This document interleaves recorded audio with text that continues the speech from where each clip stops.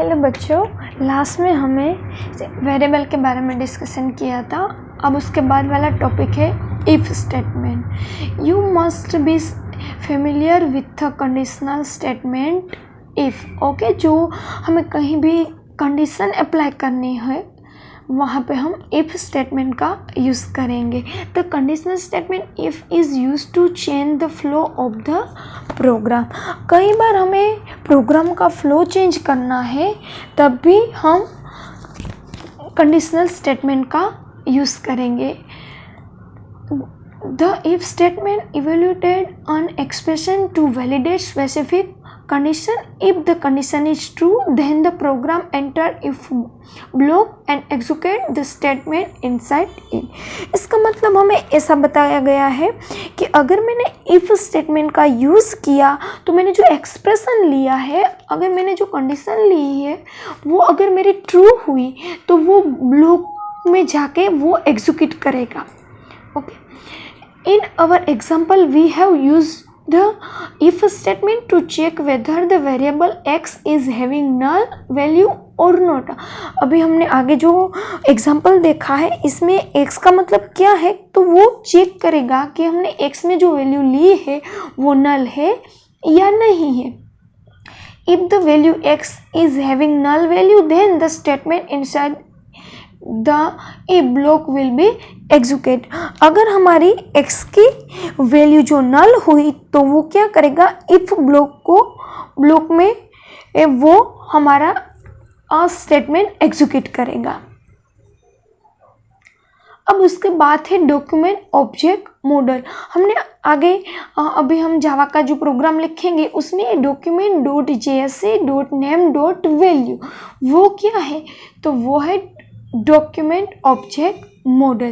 Sometime you may want to use JavaScript to control the web browser. Okay, web browser को control करने के लिए हम कई बार जावास्क्रिप्ट का यूज़ करते हैं। For the example you may want to change the web page और control the element of the web page. Okay, हमें वेब पेज पे जो उसका एलिमेंट्स है वेब पेज में उसको चेंज करने के लिए और उस पर कंट्रोल करने के लिए ओके उसका यूज़ हम कर सकते हैं। The control the web browser window और the web page we use the browser object model. बच्चों, आपको इसका फुल नेम याद रखना है, BOM, ब्राउज़र ऑब्जेक्ट मॉडल। वो क्या करता है, to control the web browser window और the web page we use the browser object model.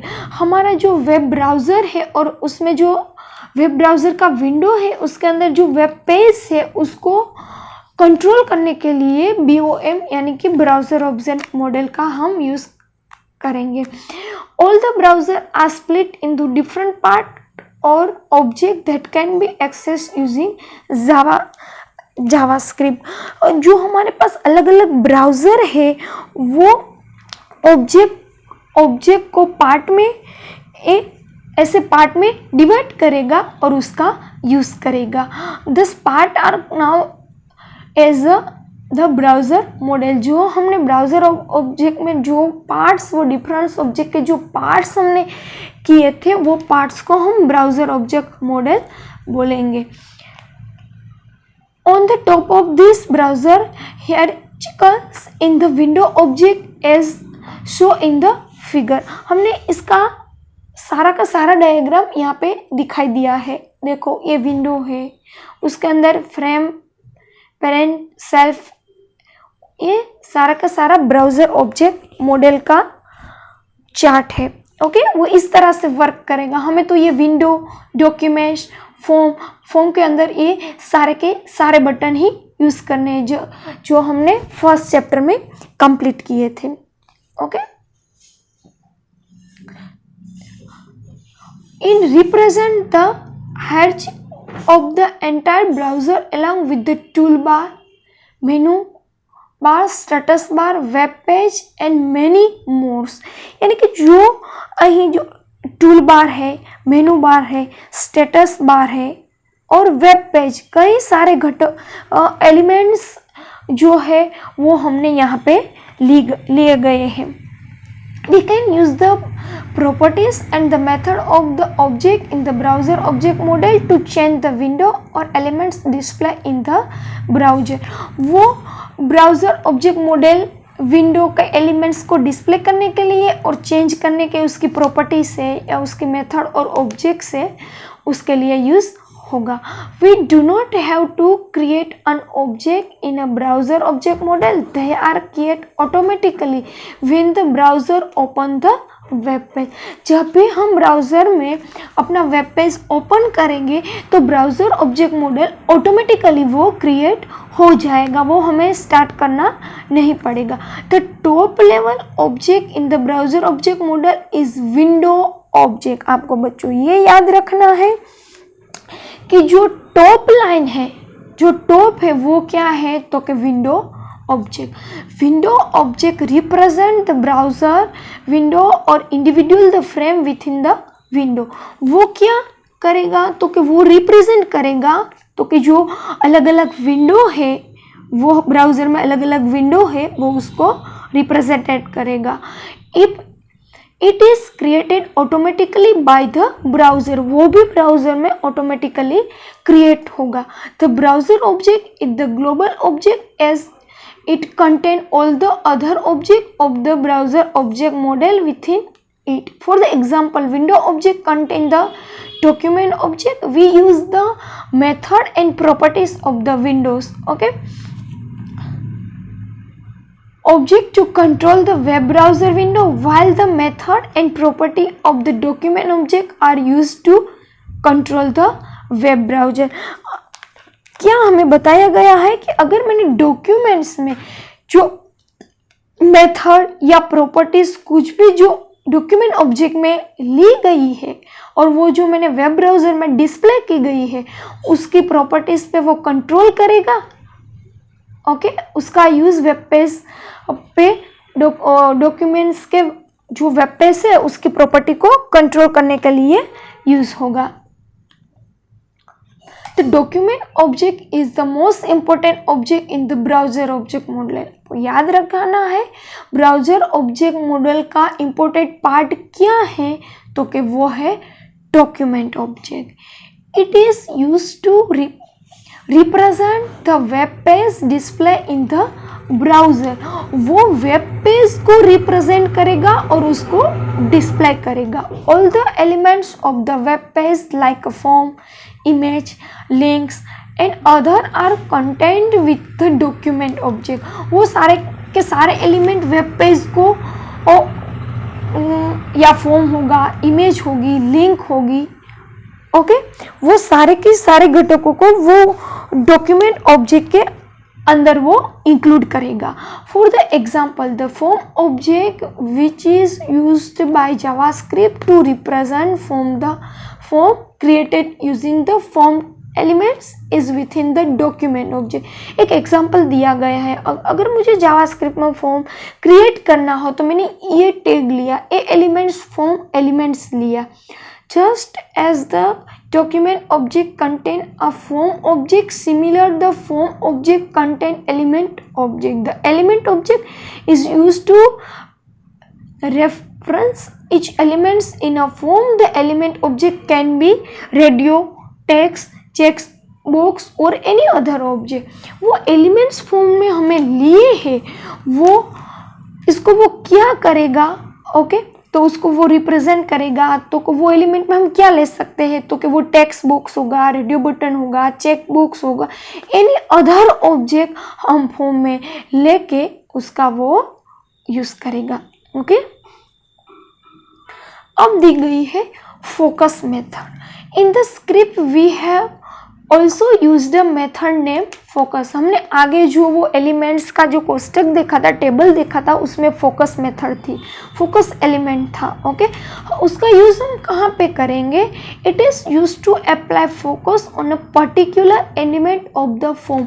Form के कोई भी पर्टिकुलर एलिमेंट में मुझे जाना हो तब भी हम फोकस का यूज करेंगे। Thus after the user gets an alert message calling the focus method, the cursor will be placed inside the element and the particular element will be highlighted.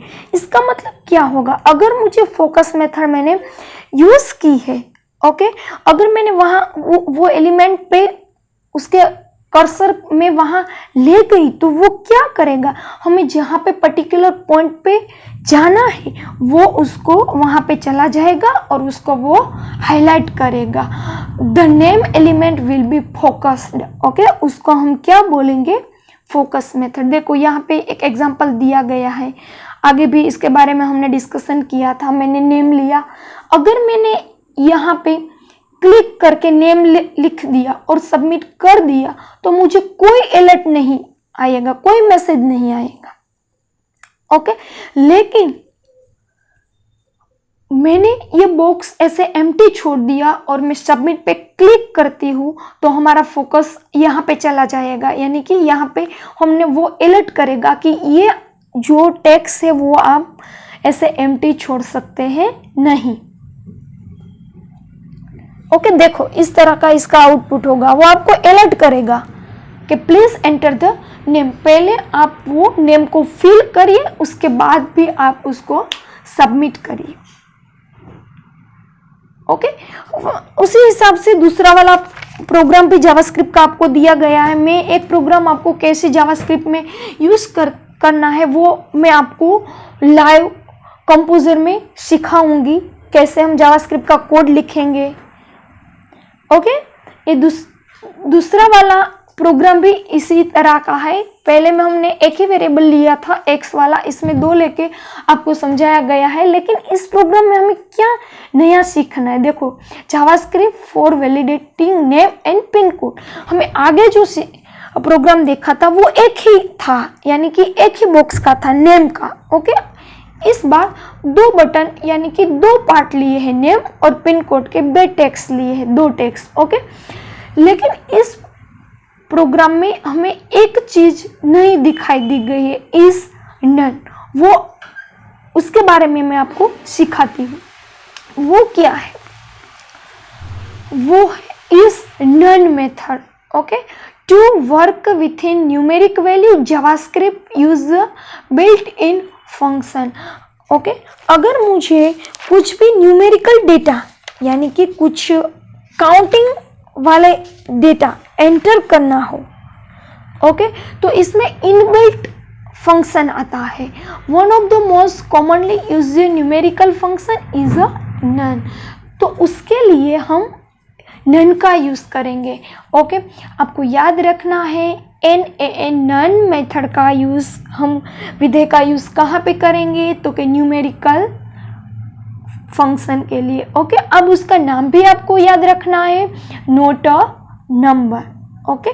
The function is NaN determines whether the value is none if the return true if the value is not a number and false if the value is a number।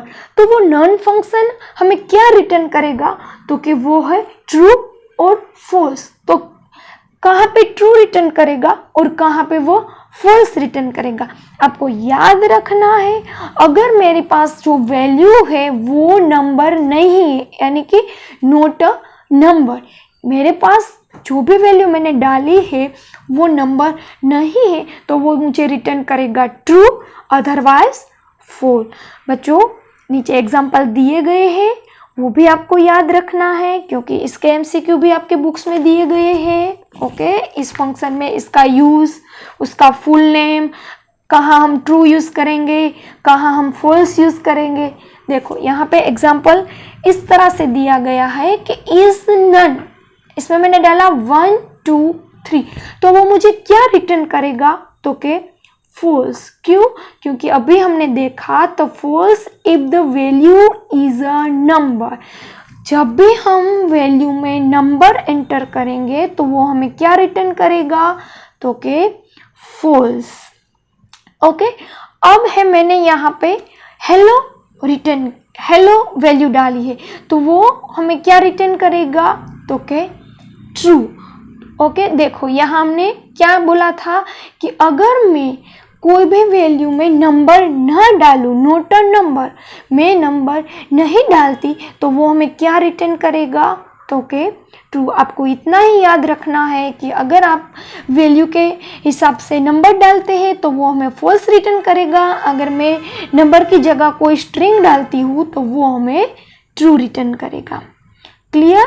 Thus using if a statement we check if y is empty, not a number or not a equal to 6 digit. If any of the condition is violated then the alert message will be displayed to the user. अभी आपने आगे ये programme ने मैंने बताया था कि ये हमें फंक्शन सीखना है, तो ये y क्या करेगा, तो वो चेक करेगा कि हमने लेंथ कितनी दी है, तो के 6 कैरेक्टर, ओके, 6 से बड़ी या 6 से छोटी, ओके, क्योंकि पिन कोड नंबर 6 डिजिट के ही होते हैं। अगर मैंने बड़ा डाल दिया अथवा तो 6 से कम डाला तो वो मुझे क्या करेगा, तो वो मुझे अलर्ट डिस्प्ले करेगा। ओके, क्लियर बच्चों? इसी तरह से चैप्टर नंबर 2 यहाँ पे खत्म होता है। थैंक यू बच्चों।